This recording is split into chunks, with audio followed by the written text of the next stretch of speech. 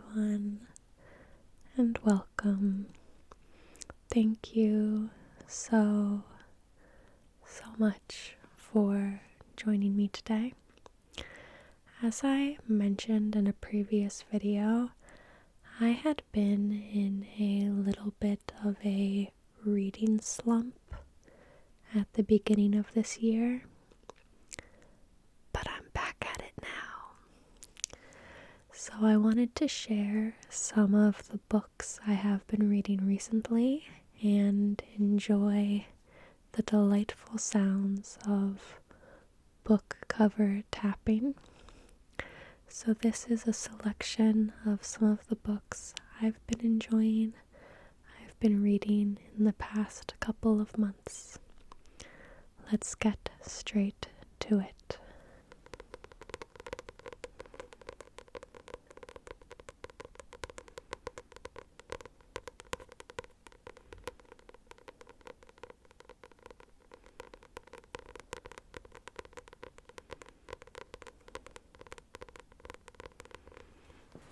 This is Human Acts, Humanacts,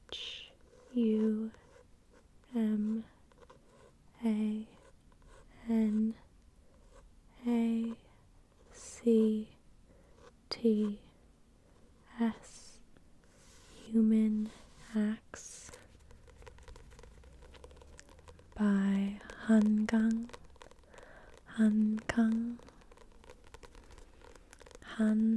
Kang.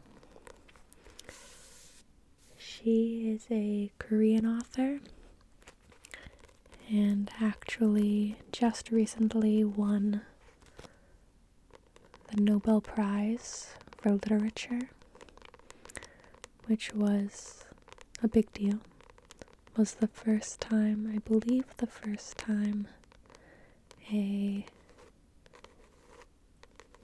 Korean author had won the prize. This is one of my favorite books by her. It's definitely a very sad story about a really important event in Korean history, which was the Gwangju May 18th Democratic Uprising. I actually have this book in English and also in Korean. In Korean, the title is 소년이 온다. 소년이 온다. So I've read this book once in English, maybe 2 years ago, and I'm going to give reading it in Korean a try. I have the English book for reference in case I get too lost, but since I'm already familiar with the story, I don't think it should be too hard. The Korean title means the boy comes or the boy arrives. It has nothing to do with the English title. But I like this book cover. It's just simple.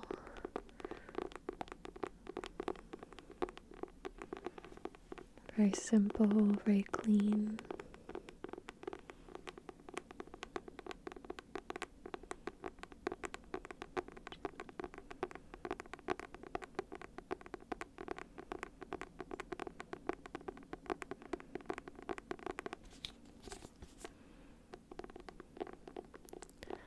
The May 18th Democratic Uprising was an incredibly important event in Korean history. There have been movies made about it, lots of books written about it, and this is one of my favorite depictions of the events.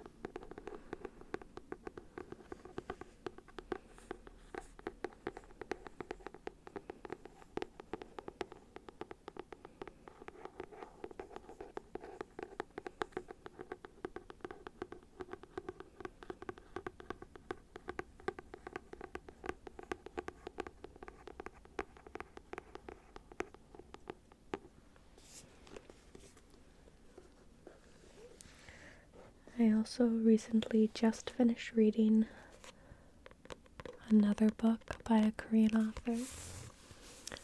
This is Dusk at Dusk by Hwang Sok-yong.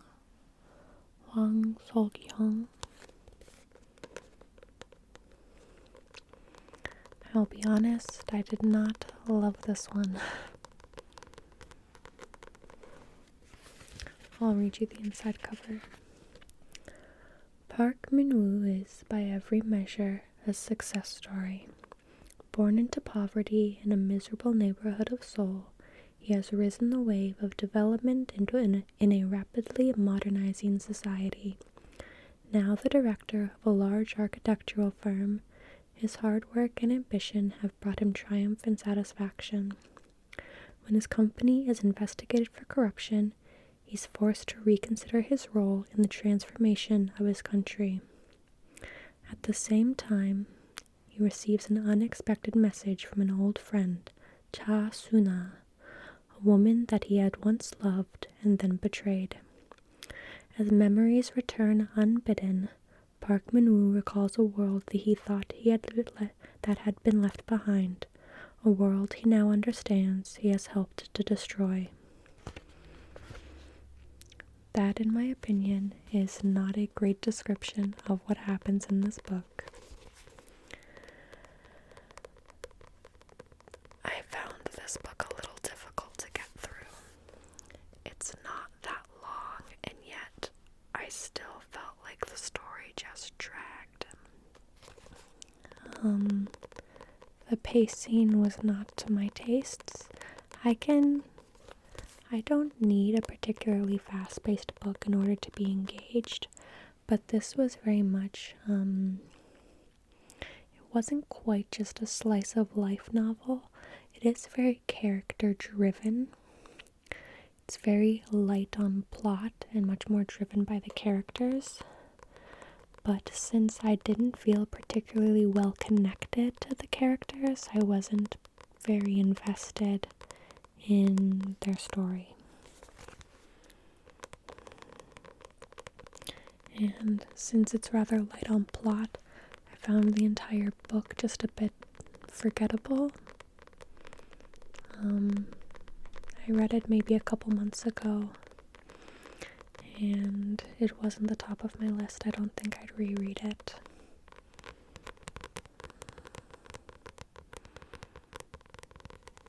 Sounds nice though.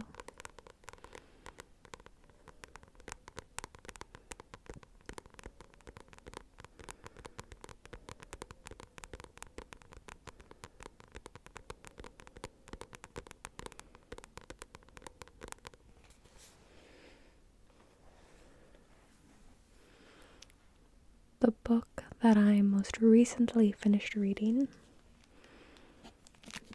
this is a library book, so it's wrapped in plastic.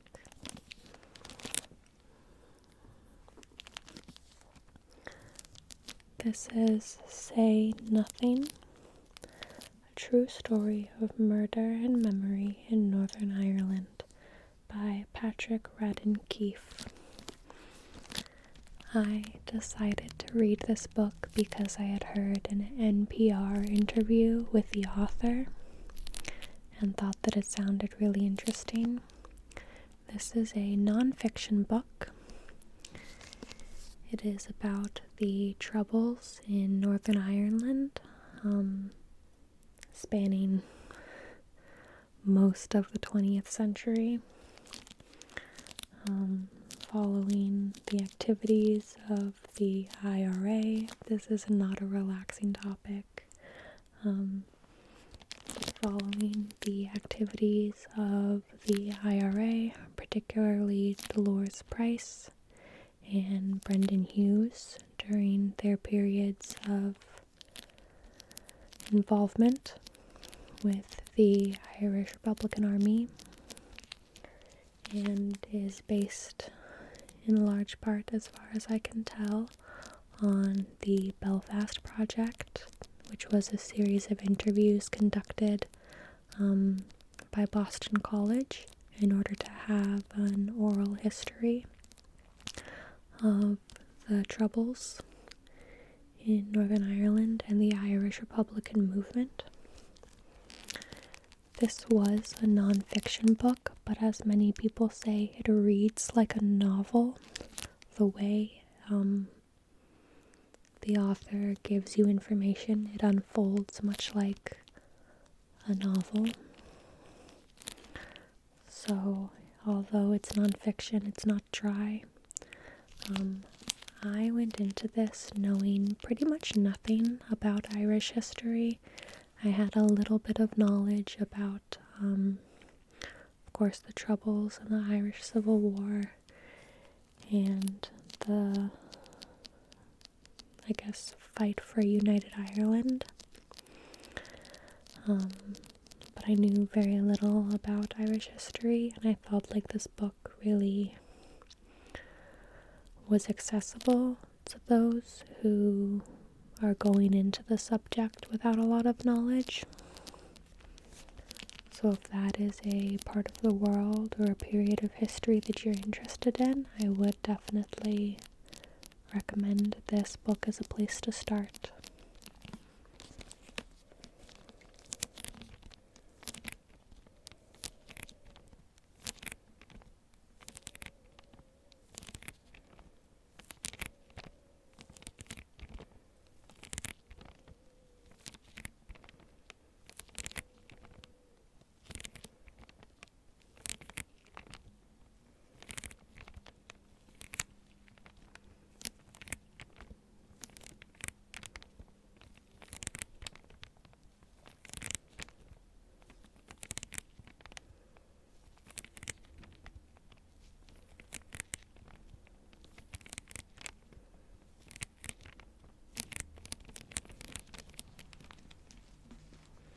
This next book is also another non-fiction book about not a relaxing topic. This is Society of the Snow. Society of the Snow. It's written by Pablo Vierci and was adapted into a Netflix film not that long ago. Great film. I watched it twice. I cried both times. But this is about the last book video I did. I was reading a book about the miracle in the Andes, and this book is also about the miracle in the Andes, the Uruguayan flight crash in 1972. Which is just a story that I find absolutely fascinating, and I don't know, it really makes me think. That's all I can say about it. But this includes chapters from each of the survivors of the plane crash and the 72 days that they were stranded. So the odd-numbered chapters are just the narrative of the miracle in the Andes, and the even-numbered chapters are recountings by all 16 survivors and their thoughts 30 years later, 30, 40 years later. And how the ordeal affected them, how they've been living after the event, as well as their bonds with each other.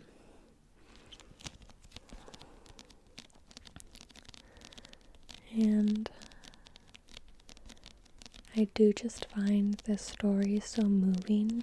There's also a really good podcast. There's a podcast episode of You're Wrong About, with the guest Blair Braverman, and it is, I would say, disturbing. I would not recommend listening to it if you are particularly sensitive to survival stories, but it is a very humanistic approach to the story, which often is completely sensationalized.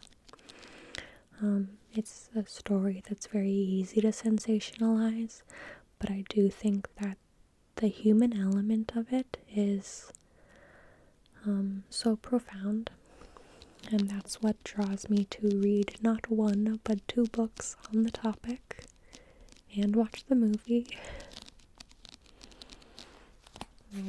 But after I finish this book, I'm about 2/3 of the way through, and after I finish it, I'll probably leave the topic to the side for now, because I've expended all of my resources on the topic, so I kind of have to.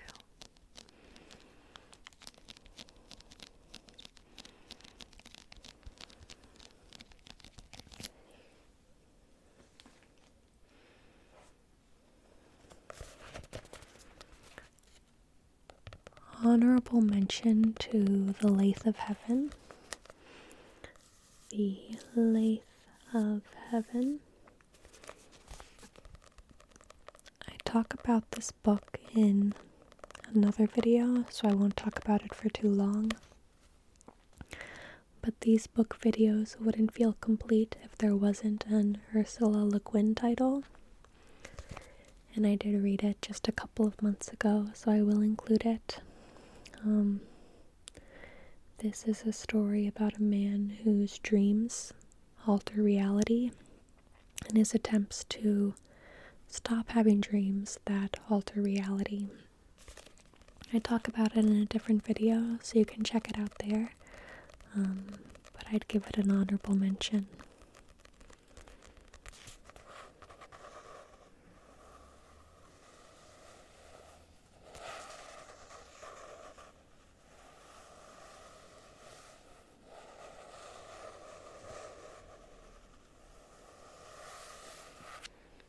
Actually, before we go to the last book,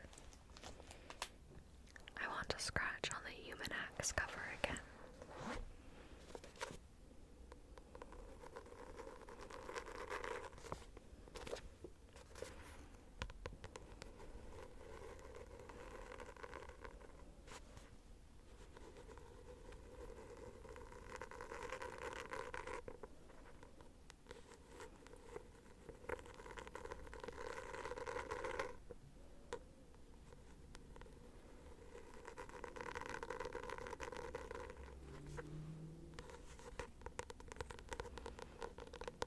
This is my favorite cover sound of this video's selection.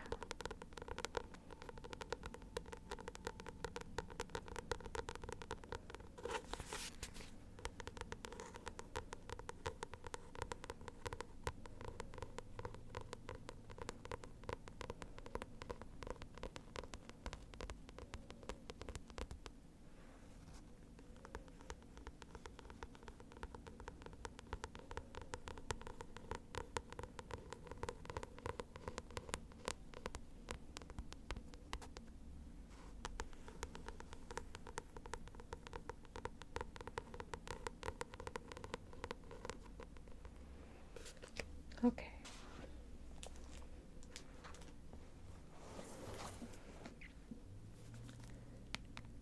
This last book I have not read yet, but it is next on my list after I finish Society of the Snow. This is called Perdido Street Station. Perdido Street Station by China Mieville. I talked about a different one of his books in a different video, and I still don't know how to pronounce his name, but I believe it's Mieville.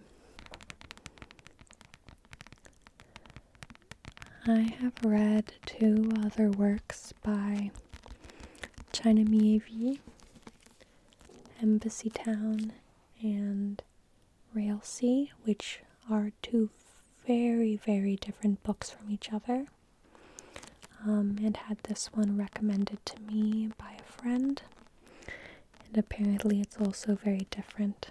It's kind of fantasy, kind of sci-fi, kind of horror, I've been warned that it can get a little rough, and the front jacket definitely describes a more horror type vibe. So we'll see how I get through it. But this will probably be my last book of 2024. So yeah, these are the books that I have read recently, am reading currently, or will read next. If you've read Perdido Street Station and you have thoughts on it, please let me know, but no spoilers, because I haven't read it yet. And thank you so much for watching this video. I'll see you in the next one. But for now, good night. Good night. Good night. Good night.